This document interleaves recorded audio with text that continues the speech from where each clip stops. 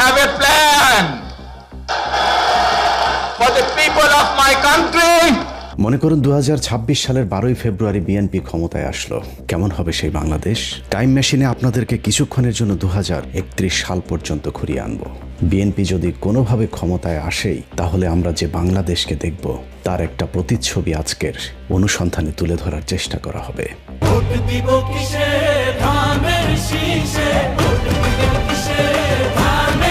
মনে করুন 12ই ফেব্রুয়ারি নির্বাচনে বিএনপি ধানের শীষ বিজয়ী হলো এবং বিএনপি সরকার গঠন করলো। তাহলে বিএনপি 12 তারিখের নির্বাচনে বিজয়ী হয়ে সরকার গঠন করলে কেমন হবে তার ভবিষ্যৎ সরকার, সেটা বুঝতে হলে তার অতীত ইতিহাস একটু দেখে আসতে হবে।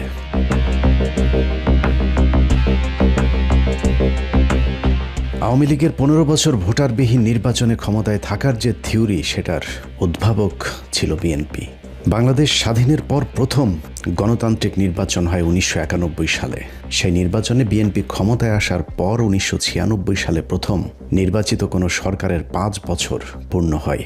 কিন্তু ক্ষমতার 5 বছর পূর্ণ হবার পরেও বিএনপি নির্বাচন দিতে গড়িমসি শুরু করেন।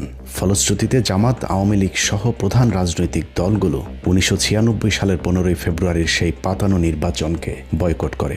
কিন্তু সংকটের সমাধান না করে বিএনপি জোরপূর্বক এক নির্বাচন অনুষ্ঠানের মাধ্যমে আরও এক মেয়াদ ক্ষমতায় থাকার চেষ্টা চালায়। সে নির্বাচনের পর সরকার গঠন করলেও বিএনপি 3 মাসের বেশি টিকতে পারেনি। একই বছরের 12ই জুন তত্ত্বাবধায়ক সরকারের অধীনে আরেকটি নির্বাচন হলে সেই নির্বাচনে বিএনপি পরাজিত হয়। এরপর 1996 সাল থেকে 2001 সাল পর্যন্ত আওয়ামী লীগের ইসলাম বিদ্বেষী সরকারের বিরুদ্ধে একজোট হয়ে বিএনপি, জামায়াত সহ 4টি রাজনৈতিক দল 2001 সালের 1 অক্টোবরের নির্বাচনে আওয়ামী লীগের বিরুদ্ধে রায় দেয় এদেশের মানুষ। 2001 সালে বিএনপি জামায়াত জোট সরকার 5 বছর ক্ষমতায় থাকার পর আবারও ক্ষমতা হস্তান্তরে গড়িমসি শুরু করে বিএনপি। বিচারপতি কে এম হাসানকে নিয়ে নানা ধরনের নাটকীয়তার পর বিএনপি পন্থী শিক্ষক ইয়াজউদ্দিন আহমেদকে একাধারে তত্ত্বাবধায়ক সরকারের প্রধান এবং রাষ্ট্রপতির পদে বসানো হয়। কিন্তু নিজের লোককে তত্ত্বাবধায়ক সরকারের প্রধান বানিয়ে আবারও ক্ষমতায় বসার স্বপ্ন পূরণ হয়নি বিএনপির। 2006 সালের জানুয়ারির 11 তারিখে শুরু হয় সেনাবাহিনীর নেতৃত্বে বহুল আলোচিত 111 সরকার। বাংলাদেশে ক্ষমতাসীন দল হিসাবে বিএনপির চ্যাপ্টার ওই দিনই ক্লোজ হয়ে যায়। দলটি আবার কবে ক্ষমতায় আসবে তা এখনই বলা সম্ভব হচ্ছে না। তবে ক্ষমতায় থাকাকালীন বিএনপির 5 বারের দুর্নীতিতে চ্যাম্পিয়নশিপ ট্রফি থেকে শুরু করে সারের জন্য মানুষের বুকে গুলি চালানো, বিদ্যুৎ খাতে লাগামহীন লুটপাট, বিদেশে টাকা পাচারের কালিমা এখনো দগদগে হয়ে আছে বিএনপির কপালে। তবে আগের সেই বিএনপির এখন নাবিক পাল্টেছে। নতুন দলীয় প্রধানের হাতে বিএনপির নতুন নির্বাচন। এই নির্বাচনে জয়ী হলে বিএনপি দেশ পরিচালনায় কতটা সফল হবে তার কিছুটা ধারণা পেতেই আমাদের আজকের এই ভবিষ্যতের পথে বিচরণ। প্রিয় ভাই বোনেরা, বদরের যুদ্ধ নিশ্চয়ই আপনারা জানেন কম বেশি সবাই। হযরত আয়েশা তার নেতৃত্বে পরিচালিত হয়েছিল। বিএনপি 2031 সাল পর্যন্ত ক্ষমতায় থাকলে বাংলাদেশের চিত্র কেমন হবে চলুন তার একটা নমুনা দেখা যাক। বিএনপির মনোনয়ন থেকে শুরু করে প্রার্থী বাছাই, জোট গঠন, প্রচারণা, প্রতিশ্রুতি সবখানি শুভঙ্করের ফাঁকি। আমরা প্রথমেই বিএনপির মনোনয়ন বন্টন নিয়ে অনুসন্ধানে শুরু করব, যেখানে বিএনপি খোদ নিজেদের দলের নেতাদের সাথেই মহা প্রতারণা করেছে। এটা নির্বাচনী জনসভা, সেই জন্য আমরা একত্রিত হয়েছি। বিএনপিতে ত্যাগী নেতাদের বেশিরভাগ মনোনয়ন পায়নি। অন্তত অর্ধেক প্রার্থীর বিরুদ্ধে ব্যাংকের টাকা আত্মসাৎ, দখলবাজি, চাঁদাবাজির সুনির্দিষ্ট অভিযোগ রয়েছে। তারপরেও তাদেরকে মনোনয়ন দিয়েছে বিএনপি। এই মনোনয়ন প্রক্রিয়া থেকেই শুরু হয়েছে দুর্নীতি। একজনকে মনোনয়ন দিয়ে টাকা নেওয়া হয়েছে একাধিক নেতার কাছ থেকে, যাদের অনেকেই মনোনয়ন না পেয়ে এখন টাকা উদ্ধারে কঠিন যুদ্ধ করে যাচ্ছেন। এবার ত্রয়োদশ জাতীয় সংসদ নির্বাচনে আমি একজন নমিনেশন পদপ্রার্থী ছিলাম। আমি বাংলাদেশ জাতীয়তাবাদী দলের একজন সাধারণ কর্মী।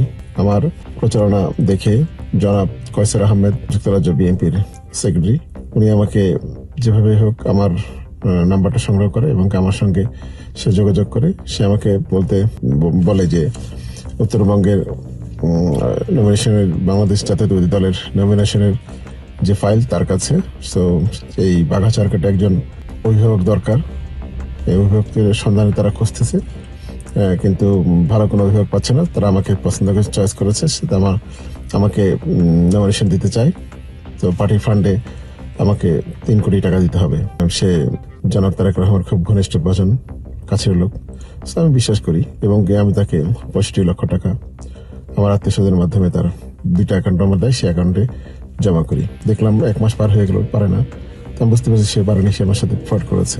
এই চিত্র প্রায় বিএনপির প্রতিটি আসনেই। কোথাও টাকা দিয়ে ব্যর্থ হওয়ায় ত্যাগী নেতারা মনোনয়ন পাননি, কোথাও টাকা দিয়ে মনোনয়ন পেয়েছেন, আবার কোথাও আম ছালা দুটোই হারিয়েছেন। টাকা পয়সা যে হয়েছে এটা আপনারা জানলেন কিভাবে? সবাই জানে, সবাই জানে। মনোনয়ন এই লোক পাইলো কিভাবে? এই লোক পাইছে আপনার এই যে মহাসচিবের সাথে তার একটা ভালো সম্পর্ক, হ্যাঁ, মহাসচিবের মাধ্যমে। আর রংপুর বিভাগীয় সাংগঠনিক সম্পাদক আসাদ কত টাকা বিল হয়েছে এরকম কোনো কিছু জানেন? সম্ভবত 3 কোটি টাকা। এটা ভাগ করে নিছে মহাসচিব আপনার আসাদের হাবিবুল্লাহ আব্দুল সাত্তার পাটোয়ারি। কত আসন এটা? নীলফামারী ঠিক আসুন ভাইয়া। আমরা আন্দোলন সংগ্রাম এত কষ্ট করলাম, এই করে এখন যে সুদিন দেখলো আবার উনি টাকা আছে, এইসব মানুষের তো সুযোগ আছে ভাই, ওরা তো আসলে জায়গা পেয়ে যায়। এরা মানুষের তো অনেক সমস্যা। এর চ্যানেল কে কার মাধ্যমে করছে? এর চ্যানেল হলো ডাক্তার জাহিদ। এক্স্যাক্টলি কোনো অ্যামাউন্ট জানছেন যে কত টাকা দিছে বা কি এরকম কিছু জানতে পারছেন? উনি তো নিজেই প্রকাশ্যে বলছে আমার 100 কোটি টাকা লাগলো, আমি আনবো, যেমনি হোক আমি আনবো। 3.5 কোটি টাকা কন্ট্যাক্ট করছিল আমার সাথে। আচ্ছা, আমাকে চাইছে তো আমি তো জানি তো হওয়ার কথা না, তারপরে যেভাবে বলছে আর কিভাবে এই করছি। তো এখন তো আমাকে বললো যে আগে 70 লাখ টাকা আগে দিতে হবে, পরে রমেশের পেলে বাকিটা, এরকম কথা তো ছিল, বলছে টলছে। তা এখন আমাকে যখন বলছে টাকা দিয়ে দিচ্ছে আগে, কিন্তু দেখলাম চাঁদ সাহেবকে যখন পঙ্কজ সাহেব ডিক্লেয়ার দিল, তখন আমি কাউসারকে ফোন দিলাম। আপনি বললেন যে নমিনেশন আমাকে দিবেন, তারেক রহমান আমাকে দিবে, এটা বললো। আপনি বলছেন তো ওই নমিনেশন তো ওনাকে দিল। তো তখন মানে সে বলছিল যে যদি ওয়েট করে 1 সপ্তাহ, যদি নমিনেশন তুমি না পাও তোমার টাকা রিফান্ড করে দিব। টাকা দেখি 65 লাখ, 70 লাখ দিইনি, 65 লাখ দিয়েছিলাম। সবচেয়ে ধোঁকা খেয়েছেন বিএনপির সাথে যারা জোট করেছেন তারা। অনেক স্বপ্ন নিয়ে জোটে যারা অংশ নিয়েছিলেন তাদের সকলেই এখন ছেড়ে দেমা কেঁদে বাঁচি অবস্থা। এই যেমন নিজের দলের সাধারণ সম্পাদকের পদ থেকে পদত্যাগ করে বিএনপিতে যোগ দিয়ে স্বপ্ন দেখেছিলেন যদি একবারের জন্য এমপি হওয়া যায়, কিন্তু ধানের শীষ প্রতীক রাশেদ খানকে দেয়া হলেও বিএনপি কৌশলে তাদের আরেকজন প্রার্থীকে স্বতন্ত্র হিসেবে দাঁড় করিয়ে দেন ঝিনাইদহ 4 আসনে। দিন যত যাচ্ছে রাশেদ খান বুঝতে পেরেছে বিএনপির ভয়ঙ্কর ফাঁদে একুল উকুল সবই হারিয়েছেন তিনি। বিএনপির স্বতন্ত্র প্রার্থীর তাণ্ডবে রাশেদ খান নির্বাচনের মাঠে কোণঠাসা হয়ে পড়েছে। পরিস্থিতি যা দাঁড়িয়েছে, ঝিনাইদহ 4 আসনে রাশেদ খান তার নিজের ভোটটাও দিয়ে এলাকা ছাড়তে পারবেন কিনা তা নিয়ে সংশয় তৈরি হয়েছে। কারণ রাশেদ খানকে এরই মধ্যে অবাঞ্ছিত ঘোষণা করেছে ঝিনাইদহের বিএনপির নেতাকর্মীরা।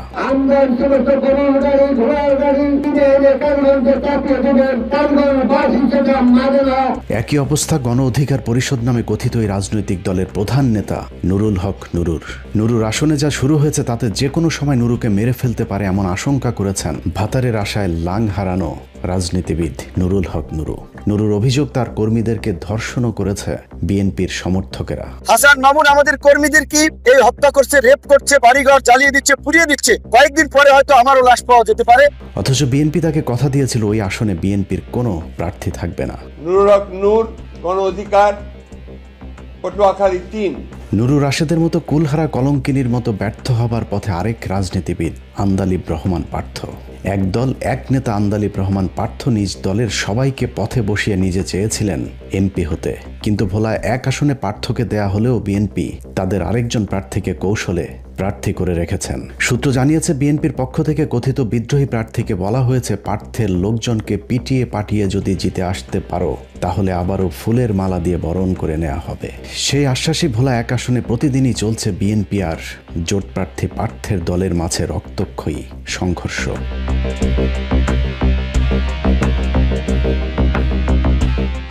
এভাবে বিএনপির জোটে যারা গিয়েছেন তাদের সকলেই এখন বিএনপির সাথে জোট করার কর্মফল ভোগ করছেন, অথচ জামায়াত ইসলামের জোটে যারা অংশ নিয়েছেন তাদের প্রার্থিতা ঘোষণার সাথে সাথেই জামায়াত ইসলামের সম্ভাব্য প্রার্থীরা তাদের প্রার্থিতা প্রত্যাহার করে নিয়েছেন। 10 দলীয় নির্বাচনী ঐক্যের চূড়ান্ত প্রার্থী হিসেবে এনসিপির জুবাইরুলকে সমর্থন দিয়ে নির্বাচন থেকে সরে দাঁড়ালেন চট্টগ্রাম 8 আসনের জামায়াতের প্রার্থী ডাক্তার মোহাম্মদ আবু নাসের। জামাত ইসলামী কেন্দ্রীয় সংগঠনের সিদ্ধান্ত এবং 10 দলীয় জোটের সিদ্ধান্তের প্রেক্ষিতে নারায়ণগঞ্জ 3 আসন থেকে বাংলাদেশ জামাত ইসলামীর মনোনীত প্রার্থী দাঁড়িপাল্লা প্রতীকের ডক্টর ইকবাল হোসেন ভূঁইয়া আজকে থেকে ফরমালি সরে দাঁড়ালেন। জামায়াতের এসব প্রার্থীদের অনেকের নিশ্চিত জয়ের সম্ভাবনা থাকা সত্ত্বেও তারা ভোটারদের চোখের পানিতে বিদায় নিয়েছেন। এটা কোনোভাবে আমি নিতে পারতেছি না। আজকে যাকে দেওয়া হয়েছে কেন্দ্রতে এজেন্ট দেওয়ার মতন পক্ষ নাই, আর যেখানে আপনার জনপ্রিয়তা সবার উপরে। আমরা খুব আশাবাদী ছিলাম এবার রামমোহন জায়গাকে আপনাকে বিপুল ভোটে বিজয়ী করবো ইনশাল্লাহ, কিন্তু ভাই যে সিদ্ধান্ত কেন্দ্র থেকে নেওয়া হয়েছে এটা কোনোভাবে মেনে নিতে পারতেছি না। আমার কেন জানি মনে হচ্ছে আপনি এককভাবে নির্বাচন করলেও আপনি আমার সংসদে যাবেন ইনশাল্লাহ। নির্বাচনের জোটে আসা প্রার্থীদের সাথে বিএনপি যে প্রতারণা করেছে তাতে এই দলের সাথে ভবিষ্যতে কেউ জোট করবে কিনা তা নিয়ে সন্দেহ তৈরি হয়েছে। তাদের এখন নিরাপত্তা নিয়ে আমরা শঙ্কিত। অনতিবিলম্বে হাসান মামুনের প্রার্থিতা বাতিল করতে হবে। নিজের জোট সঙ্গীদের সাথে প্রতারণার পাশাপাশি বিএনপি ভোটারদের সাথেও প্রতারণা শুরু করেছে। ফ্যামিলি কার্ডটা আমরা ইনশাআল্লাহ সরকার গঠন করলে যত পরিবার আছে বাংলাদেশে আমরা চেষ্টা করব সবাইকে দিতে। দীর্ঘ 17 বছর ঢাকা লন্ডন যৌথ প্রযোজনায় বিএনপি একটি কার্ড উদ্ভাবন করেছে যার নাম ফ্যামিলি কার্ড, কিন্তু এই কার্ড আরো 4 বছর আগে পুরাতন হয়েছে। শেখ হাসিনার সময়েই 1 কোটি ফ্যামিলি কার্ডকে স্মার্ট কার্ডে রূপান্তরিত করা হয়েছিল, কিন্তু দুর্নীতি আর অব্যবস্থাপনায় সেই প্রকল্প ব্যর্থ হয়। 1 কোটি ফ্যামিলি কার্ড পরিণত হয়েছে স্মার্ট কার্ডে। রাজধানীর বিভিন্ন অঞ্চলে বিতরণ করা হয়েছে এই আধুনিক কার্ড। হাসিনার আমলে শুরু হয় স্মার্ট কার্ড আবারও পুরাতন ভার্সন ফ্যামিলি কার্ডে ফিরিয়ে নিয়ে 1 কোটির পরিবর্তে 50 লাখ কার্ড দেওয়ার মহা এক পরিকল্পনা হাতে নিয়েছে বিএনপি। এগুলো কিসের কার্ড? এগুলো কিসের কার্ড? এগুলো কি বিতরণ করেন? কিসের কার্ড এগুলো? হাতে নাতে ধরা হয়েছে কার্ড বিতরণ করেন। এইগুলো দাম শেষে ভোট দিন আর ফ্যামিলি কার্ড এগুলো। হ্যাঁ, এটা হলো যদি এই যে এদের ফাইল আকারে উঠাও। এই হলো শেখ হাসিনার 10 টাকা সে চাউলের মতো। 10 টাকা সে চাউল কিনে ঘরে চাউল রাখার জায়গা নেই। তারপরেও সমস্যা নেই, খালি হাতে ফেরানোর চেয়ে কিছু একটা দিচ্ছে তাতেও সমস্যা কি? কিন্তু বিএনপি নির্বাচিত হবার আগেই যে জালিয়াতি শুরু করেছে তাতে জনমনে আশঙ্কা তৈরি হয়েছে বিএনপির এই ফ্যামিলি কার্ডটুকু পাওয়া যাবে কিনা। তারেক রহমান ইতিমধ্যে ঘোষণা করেছেন বাংলাদেশের 50 কোটি লোকেরকে ফ্যামিলি কার্ড দেওয়া হবে। 18 থেকে 20 কোটি মানুষের দেশে বিএনপি প্রতিশ্রুতি দিচ্ছে 50 কোটি কার্ড বিতরণের। কোথাও আবার এই কার্ডে হরেক রকমের পণ্যের সাথে নগদ টাকা দেওয়ারও মিথ্যা আশ্বাস দেওয়া হচ্ছে। এই যে ফ্যামিলি কার্ড গুলো বিতরণ করছেন এটা বিএনপি সরকার থেকে দেওয়া হয়েছে। আজকে ফ্যামিলি কার্ডের বিনিময়ে পণ্য বিক্রি হচ্ছে 1300 টাকা করে, সেই পণ্য দেওয়া হচ্ছে ফ্যামিলি কার্ডে। 2000 টাকার মাল সামানা দেওয়ানোর পরে নগদ টাকা দিব আর 2000 টাকা এই ধানের শীষে ভোট দিলে। বাজারে গেলে ফ্যামিলি কার্ড নিয়ে গেলে 100 টাকার বাজার 50 টাকা হয়ে যাবে। ফ্যামিলি কার্ডের সাথে কোথাও আবার কৃষি কার্ডও দেওয়া হচ্ছে। আপনাদের ওয়াইফের জন্য একটা ফ্যামিলি কার্ড করে দেবে, আর আপনাদের কৃষির জন্য ফ্রি কার্ড করে দেবে। ফ্যামিলি কার্ড এবং আছে কৃষি কার্ড।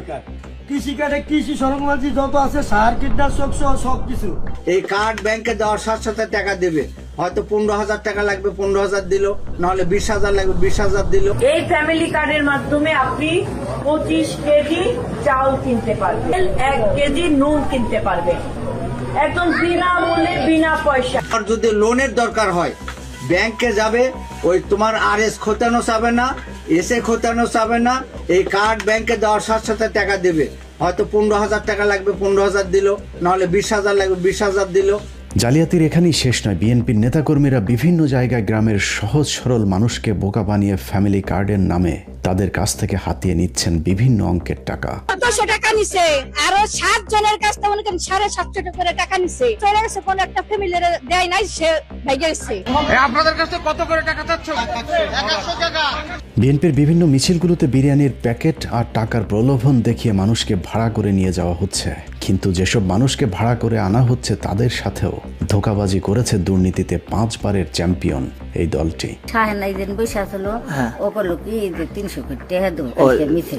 300 টাকা পাইছেন? না, দেয় নাই। কার মিছিল গেছিলেন? এর মধ্যে একটি আপনারা পাইছেন না?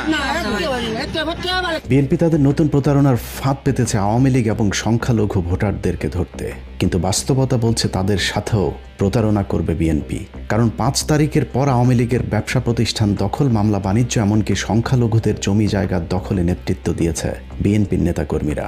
নির্বাচনের পর বিএনপি ক্ষমতায় এলে সংখ্যালঘুরা কেমন থাকবে তারও একটা চিত্র এরই মধ্যে ফুটে উঠেছে। হাসিনা পালানোর পর 6 আগস্ট আমার ছোট দোকানেও আবার হামলা চালায়, সবাইকে আমাদের সবাইকে মারধর করে, আমার পরিবারে, আমার দিদাকে, আমাকে, আমার রোগাক্রান্ত বাবাকে। এরা হলো বরিশালে বিএনপির সাবেক যুগ্ম সাধারণ সম্পাদক সৈয়দ জামাল হোসেন নোমান। তারপরেও বিএনপি আওয়ামী লীগ এবং হিন্দুদের ভোট পেতে নানা ধরনের লোভনীয় অফার দিয়ে মাঠে নেমেছে। আওয়ামী লীগ বিএনপির ভাই ভাই দানের শীষে ভোট চাই। আদালতে চলমান অবস্থাতেই বিএনপি ক্ষমতায় গেলে সব মামলা তুলে নেয়ার মিথ্যা আশ্বাস দেওয়া হচ্ছে বিএনপির সর্বোচ্চ পর্যায় থেকে। যত মামলা আছে আওয়ামী লীগের বিরুদ্ধে আমরা সমস্ত মামলাগুলো তুলে নেব। 1.5 বছর আওয়ামী লীগের কাছ থেকে মামলা বাণিজ্য করবার পর পাপিয়ার ঘর জামাই হারুনুর রশিদ এখন আশ্বাস দিচ্ছেন আওয়ামী লীগের কাউকে হয়রানি করা হলে থানা ঘেরাও করা হবে। সুনির্দিষ্ট কোনো মামলা নাই, এর বাইরে কোনো লোককে যেন হয়রানি করা না হয়। যদি হয়রানি করা হয় আমি জনসাধারণকে নিয়ে কিন্তু আমি থানা ঘেরাও করবো, একদম পরিষ্কার বলেছি। এভাবেই ভোটের লড়াইয়ে জিততে অতীত ভুলে আওয়ামী লীগের লোকজনকে রাজনীতিতে পুনর্বাসন করে দেওয়ার চেষ্টা চালাচ্ছে বিএনপি। আমি বললাম এই ওয়ার্ডে এই বাড়িতে বসে নৌকার ভোট চেয়েছিলাম, আজকে এই ওয়ার্ডে বসে আজকে আপনাদের কাছে ধানের শীষে ভোট চাইছি। কিভাবে নেত্রী হতে হয় সেটা প্রমাণ করে দিয়ে গেছে শেখ খালেদা জিয়া। আসসালামু আলাইকুম। জয় বাংলা, জয় তারেক রহমান জিন্দাবাদ, তারেক রহমান জিন্দাবাদ। এই বলি আমি শেষ করছি। জয় বাংলাদেশ জিন্দাবাদ। জয় বাংলা, বিএনপির মিটিং, মিছিল, জনসভায় এখন প্রকাশ্যেই জয় বাংলার স্লোগান দেওয়া হচ্ছে। সব মিলিয়ে আওয়ামী লীগ আর বিএনপি এখন এক অভিন্ন সত্তা। চোর বাটপার চাঁদাবাজেরা আজ একই ছাতার নিচে দাঁড়িয়েছে। তবে আওয়ামী লীগের সাথে বিএনপির এই মাখামাখি যে 12 তারিখের ভোটে জেতার কৌশল, সেটা মাঝে মধ্যে তাদের নিজেদের মুখ ফসকে বের হয়ে যাচ্ছে। আমাদের মতো অনেকেই মনে করেছিল তারেক রহমান দেশে ফিরলে হয়তো বিএনপির অন্যরকম এক রূপ দেখা যেতে পারে, কিন্তু যাহা লাউ তাহাই কদু। বিএনপি সরকারের অতীতের দুঃশাসনের কথা মনে পড়লে সবার আগে একটি ভবনের নাম ভেসে ওঠে, তার নাম হাওয়া ভবন। অভিশপ্ত এই ভবনের সাথে একজন ব্যক্তির নাম জুড়ে আছে, যার নাম গিয়াসউদ্দিন আল মামুন। অনেকেই মনে করেন মামুনের সাথে তারেক রহমানের সম্পর্কের অবনতি হয়েছে, কিন্তু বাস্তবে মামুন এখনো তারেক রহমানের সবচেয়ে ঘনিষ্ঠ জনদের একজন। যদিও সম্পর্ক টিকিয়ে রাখতে নতুন কৌশলের আশ্রয় নিয়েছে বিএনপি। গিয়াসউদ্দিন আল মামুনকে পর্দার আড়ালে রেখে তার আপন ভাই হাফিজ ইব্রাহিমকে দেয়া হয়েছে ভোলা 2 আসনের মনোনয়ন, যা ভোলার সাধারণ মানুষকে চরমভাবে উদ্বিগ্ন করে তুলেছে। 1 বছর এই যে 5 আগস্টের পরের তোরে লুটফাট করছে জাগরে নিয়া। আমার ফেসবুকে লেখছে হাফিজ ইব্রাহিমের নিয়ে কথা বললে হাত পাও ভেঙ্গে গুঁড়া করিয়া ফেলবো। আমার নিজের ঘর, আমার কড়াই করা সম্পদ এবং আমার বসত ঘর, যেখানে আমি 20-22 বছর ধরে বসত করতেছি, থাকতেছি, সেখান থেকে আমার এই 2 বাচ্চা নিয়ে আমার ওদিক থেকে মাইরে তারপরে বের করে দিছে। এমন অবস্থা করছে যে আমি কোন রকম জানটা নিয়ে বের হয়েছি। সেখানে বিএনপির সাঙ্গপাঙ্গ ছিল, যে বললাম যাদের নাম নাসিম কাজী ছিল। নাসিম কাজী আমি প্রথম শুরু থেকেই বলছি, বিএনপি বন্দিবাদা বিএনপি হয়েছে গুন্ডারিন, এটা একটা মানুষ নেই, সব গুন্ডায় বইরে গেছে। জেনে না মহিলাকে অত্যাচার করে, চুল কেটে দেয়, ওটা করে এটা করে, সব কিছু গুন্ডারিন। আমার এই দোয়ান পাট সব ভাঙ্গা চূড়া করছে, আমার গলায় 2টা বগিদাও ধরছে। এই বাজে ধরে এই শালি চুট মারানি মোবাইল দিয়ে আনা করে দাও দিয়া উবয়া আনা করে দিন।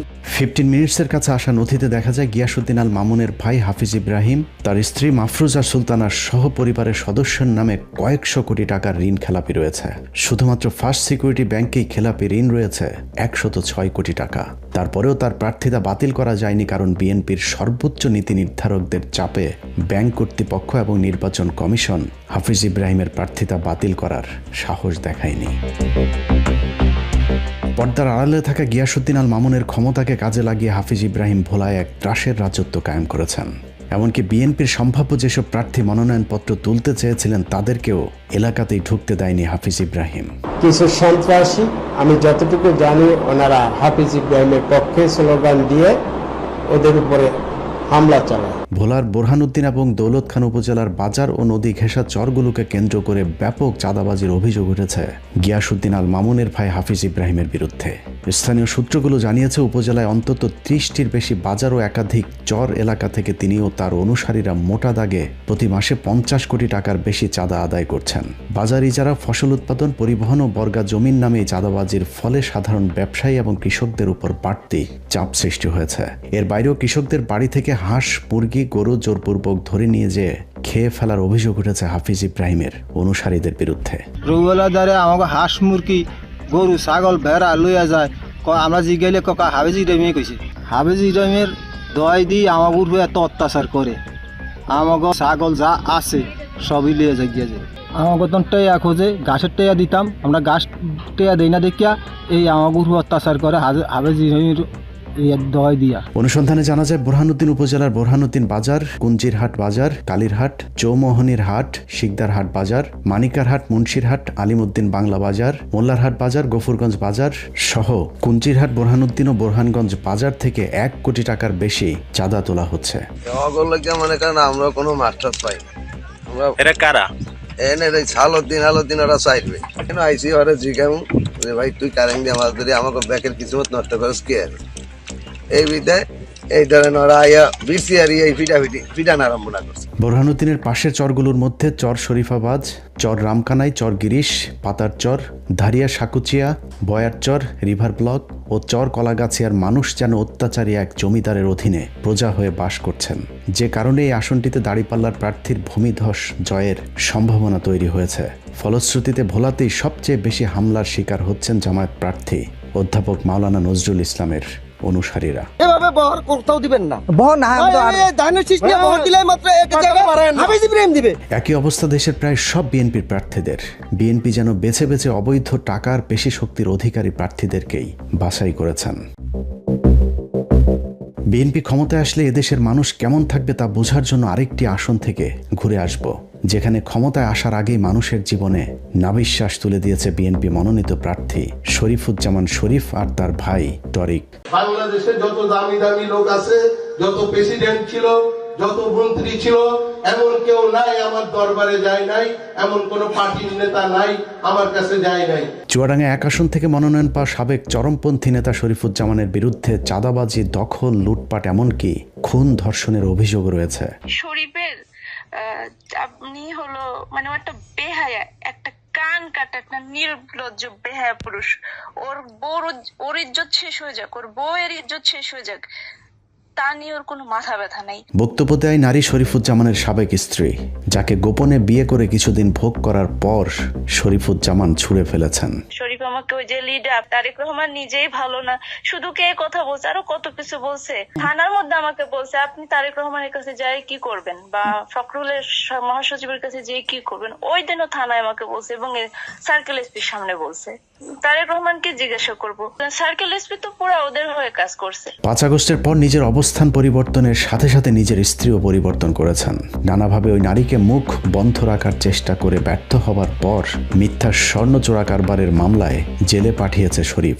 ভোরবেলা হামলা করে নিয়ে গেল, নিয়ে যাওয়ার পরেই শুনতে গোয়েন্দা বাহিনী আমাকে জানায় যে আপনার মেয়েকে নিয়ে গেছে চুয়াডাঙ্গা সদরে। আমি যে দেখি সদরেও নাই, কোর্টেও নাই। তারপর আমি আবার শুনলাম যে জেলখানা। তো মেয়েকে ডাক দিয়ে বললাম যে পুতুল কি হয়েছে? কইছে মা আমাকে বলছে কি পুলিশ যে তুমি উঠো কোর্টে। না তো কেন? না তো তুমি যে শরীফের নামে মামলা করতে চেয়েছো সেটা পোট আপ করবো, কইয়া নিয়েছে, নিয়েই না মা আবার আমাকে জেলখানাতে ভরে দিয়েছে। ইলিয়াস ভাইয়ের প্রতিবেদনে আমার বোন সাক্ষাৎ দেওয়ার পরেই ভোরবেলা আমার বোনকে শরীফ আর শরীফের গুন্ডাপান্ডা বাহিনী পুলিশ দিয়ে আমার বোনকে তুলে নিয়ে যায়। একটি স্কুলের গানের শিক্ষিকা ওই নারী বিএনপির রাজনীতির সাথেও জড়িত ছিলেন। এমনকি পুরো পরিবার আওয়ামী লীগ সরকারের আমলে হামলা মামলার শিকারও হয়েছিলেন একাধিকবার। অথচ নিজের স্বার্থে বিএনপির এমপি প্রার্থী শরীফ তাকে বন্দী করে রেখেছেন। আর পুতুলের পরিবারের এখন সময় কাটে আদালতের বারান্দায় বারান্দায়। ছোটবেলার থেকে তার চিনি একখানে রয়েছি, সে কি করে এইসব ব্যবসা করে, এইসব ব্যাপারে সে নাই। পুতুল মেয়েটা খারাপ না, এটি যা মানুষে বলছে এটা মনে করেন একটা সত্যায়ন করে বলছে। আমার জীবন আমি দেখি, আমি তো 2বার 3বার এদিকে আসিয়া যাই। আমরা দেখিনি তার খারাপ আচরণ আমরা কোনদিন দেখি। এইভাবে আরো নির্যাতন হতে থাকে তাহলে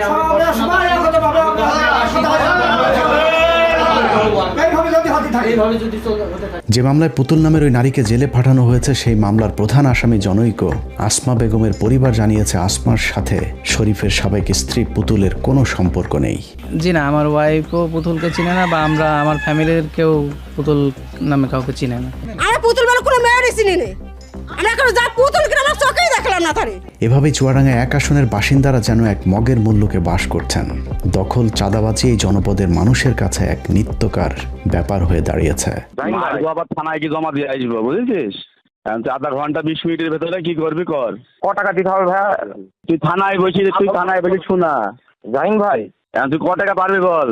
তুমি আমাকে আধা ঘন্টা সময় দাও ভাই। তুমি কি কি খুশি ভাই? জাহিন ভাই বলো। একটা করে মানুষ ফোন দেবে, তোর ভাইয়ের একটা করে ডাং দিয়ে মারবো। তুই বাদে তোদের একটা কেউ ফোন দেয়, আবার থানায় কি জমা দিয়ে আসবো, বুঝেছিস? আধা ঘন্টা 20 মিনিটের ভেতরে কি করবি কর। শরীফে তো ধরাই যায় না, সে বলে আমরা আর ওর মধ্যে কিচ্ছু করতে পারবো না। জমি ওরা নিজে বলেছে ওদের দিতেই হবে, মানে অকর্তব্য ভাবে গালি গালাজ দিলে তো শরীফ বাপের সাথে দেখা করা, মানে বাপ সবসময় শরীফ বাপ, শরীফ বাপের সাথে দেখা করার কথা বলিস, তুই দেখা করিস নি। আমাকে ওই যে চেয়ার থেকে ফেলে দিয়েছে, তারপরে আবার কলার ধরে নিয়ে আমার রুম থেকে বের করে নিয়ে আসছে। মনে হয় যে 4 কোটি টাকার গাছ তো হবেই, 1 কোটি টাকা কেটে ফেলছে। ভাগিদার ওই যে শরীফকে দিয়েছে 40%। শরীফ সাহেব বলছে যে গাছ আমি কাটবো, কার ক্ষমতা আছে দেখি আমাকে ভালো দেয়। এই চাঁদাবাজি করতে করতে মনে করেন যে তার ভাই টনি সাহেব, সে সিঙ্গাপুরে থাকে, সে টাকা পয়সা আছে, সে একটা লবিং করে সেটা রাজনীতির প্ল্যাটফর্ম তাকে দিয়ে দিচ্ছে, করাই দিচ্ছে। স্থানীয় বিএনপি নেতারাও তার বিরুদ্ধে সোচ্চার। তারপরেও শরীফুজ্জামানকে কেন্দ্র থেকে মনোনয়ন দেওয়া হয়েছে, কারণ বিএনপির এই প্রার্থীর ভাই টরিক একজন আন্তর্জাতিক সোনা চোরাকার বাড়ি। ডায়মন্ড ওয়ার্ল্ডের মালিক দিলীপ আগারওয়ালার ব্যবসায়িক পার্টনার টরিক সিঙ্গাপুরে ব্যবসার নামে বিএনপির অনেক নেতার টাকা পাচারের অন্যতম সহযোগী, যে কারণে বিএনপির তাকে প্রয়োজন। চুয়াডাঙ্গা আলমডাঙ্গায় যে চাঁদাবাজ হচ্ছে, এই চাঁদাবাজ গুলা শরীফের নেতৃত্বে হচ্ছে এবং দখল করছে এবং বহু টাকা চাঁদা তুলেছে চুয়াডাঙ্গা এবং আলমডাঙ্গা, এবং আওয়ামী লীগের লোককে শেল্টার দিচ্ছে এবং চাঁদা তুলছে। তার নেতৃত্বে বিএনপি ঐক্যবদ্ধ থাকবে কিনা, এখন বিএনপি 5টা খণ্ডে খণ্ডিত, রাজনৈতিক অবস্থান একেবারে নাই বললেই চলে। আজ চুয়াডাঙ্গা জেলার সেক্রেটারি নির্দেশে তার পেটোয়া বাহিনীর অস্ত্রে শস্ত্রে সুসজ্জিত হয়ে আজকে আমার বাড়িতে অ্যাটাক করে। সেই সময় আমার মা বয়স 60-এর ঊর্ধ্বে ভয় পেয়ে দরজা বন্ধ করে দেয়। আমাকে না পেয়ে তারা আমার অফিস ব্যাপকভাবে ভাঙচুর করে, যেটা আমার জন্য অত্যন্ত দুঃখজনক। চুয়াডাঙ্গা 1 আসনের দাঁড়িপাল্লার প্রার্থী অ্যাডভোকেট মাসুদ পারভেজ রাসেলের বিনা প্রতিদ্বন্দ্বিতায় জয়ের সম্ভাবনা তৈরি হয়েছে, যে কারণে শরীফের নেতাকর্মীরা এলাকায় মানুষকে নানাভাবে ভয় ভীতি দেখিয়ে ভোটে জেতার চেষ্টা চালিয়ে যাচ্ছে। তোরা আওয়ামী লীগ করিস, যাই করিস, এখন আওয়ামী লীগ বিএনপির কোনো ভেদাভেদ নেই। এখন আওয়ামী লীগের বিএনপি এক হয়ে গিয়েছে, বুঝতে পেরেছিস? আমাদের বিরুদ্ধে দাঁড়াইতে হবে, ভোট কানে শিখিয়ে দিতে হবে, যেহেতু নৌকা নেই। একদম সকাল সকাল ভোট কেন্দ্রে চলে যাবি, আর যে কটা বাড়ির লোক আছে তোদের সব ভোট কটা জনে আমরা দেখতে পাই, আমাদের সামনে মারবি, ঠিক আছে তো? কোথাও বলা হচ্ছে জনগণ ভোট না দিলেও নাকি শরীফুজ্জামান শরীফ ধানের শীষে বিজয়ী হয়ে আসবে। এমপি তো আমরা হবই, আপনারা কেউ ভোট না করলাম। চুয়াডাঙ্গায় আবারও সেই চরমপন্থীদের মাঠে নিয়ে ভোটারদেরকে হুমকি দিয়ে যাচ্ছে শরীফের লোকজন, যে কারণে এলাকায় থমথমে পরিস্থিতি বিরাজ করছে। তোরা হিন্দু সম্প্রদায় ভোট দিতিস নৌকায়, এখন নৌকা আওয়ামী লীগ সব মিলিয়ে নিচে একাকার হয়ে গিয়েছে। আর আমরা গ্রামের ছেলে জল, গ্রামের ছেলে 5 গ্রাম কুমলাপুরি ছেলে ভরে দাঁড়িয়েছে। এমপি হবে হলে আমাদের ভাগ্য পরিবর্তন হবে। ধানের শিশি ভোটটা দিবি তো? সকাল সকাল চলে যাবা, তোদের বাড়ি যে কটা আছে সব বুঝি ভোট নিয়ে নিবি। আর তোদের যা সমস্যা, শুধু চুয়াডাঙ্গার শরীফুজ্জামান শরীফ কিংবা ভোলার হাফিজ ইব্রাহিম নয়, সারা দেশেই জনগণের সাথে সাপ লুডু খেলেছে বিএনপি। 1.5 বছরে চাঁদাবাজির সুনির্দিষ্ট অভিযোগে যাদেরকে বহিষ্কার করা হয়েছিল তাদেরকে আবার ঘোষণা দিয়ে দলে ফিরিয়ে এনেছে। সেই সাথে বহিষ্কার হওয়া এসব চাঁদাবাজদের মধ্য থেকে 24 জনকে আবারও বহিষ্কারাদেশ প্রত্যাহার করে ধানের শীষের মনোনয়ন দেওয়া হয়েছে। বিএনপিতে খেলাপি ঋণ রয়েছে এমন প্রার্থীর সংখ্যা 31, যাদের সকলে আওয়ামী লীগ আমলে ব্যবসা করেছে, এমনকি ব্যাংক থেকে লোনও নিয়েছে আওয়ামী লীগের আমলে। এদের মাঝে অনেক প্রার্থীর পরিবারের নামেও খেলাপি ঋণ রয়েছে। সম্প্রতি এশিয়া পোস্টে খোদ মির্জা ফখরুল ইসলাম আলমগীরের ভাইয়ের 22 কোটি টাকার ঋণ মওকুফের খবর বেরিয়েছে, যে ঋণ মির্জা ফখরুল ইসলামের ভাই মির্জা ফয়সাল আওয়ামী লীগ আমলে নিয়েছিলেন। প্রথম প্রশ্ন হলো, আওয়ামী লীগ আমলে মির্জা ফখরুলের ভাই ব্যাংক থেকে লোন পেলেন কিভাবে? আর দ্বিতীয় প্রশ্ন, বিএনপি ক্ষমতায় আসার আগেই যদি ক্ষমতার দাপটে ব্যাংকের লোন মওকুফ করিয়ে নেওয়া যায়, তাহলে ক্ষমতায় আসার পর তাদের পুরো ব্যাংক কবজা করতেও সময় লাগবে না।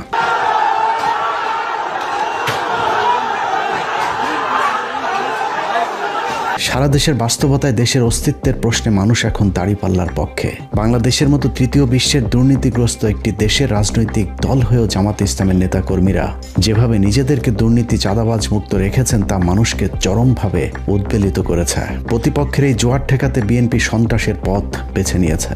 বিভিন্ন জায়গায় জামাতের পুরুষ কর্মীদের সাথে না পেরে নারী কর্মীদের উপর ন্যাক্কারজনক হামলার পথ বেছে নিয়েছে বিএনপি।